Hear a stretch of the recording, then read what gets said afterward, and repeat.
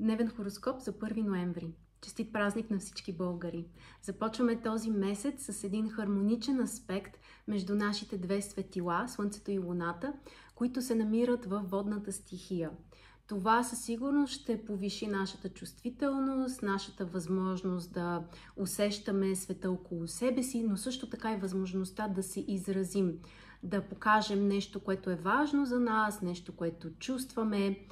И въпреки че това е един доста хармоничен аспект, е добре да сме внимателни, защото може да бъдем свръхчувствителни и всъщност да приемаме някои неща твърде лично.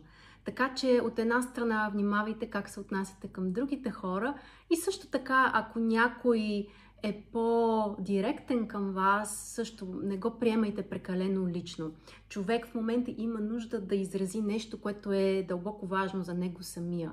Така че най-вероятно то няма връзка с вас и дори да го приемате лично, всъщност това не е изначалната идея. От друга страна имаме също и много интересен аспект между Меркурий и висшите планети. Меркурий премина в знака Стрелец, което подпомага нашето мислене в по-широки мащаби.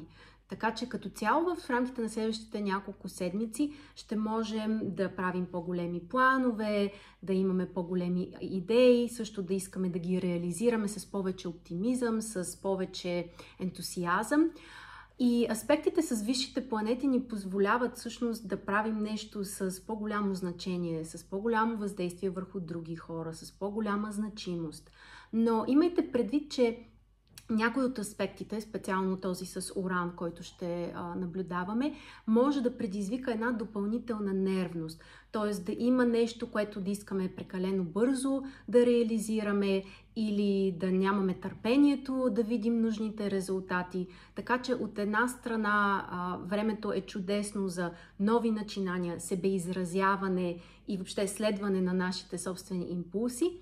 Същевременно трябва да си припомняме, че е нужно да имаме известно търпение и да не приемаме нещата твърде лично, ако не всичко се случва така бързо, както ни се иска.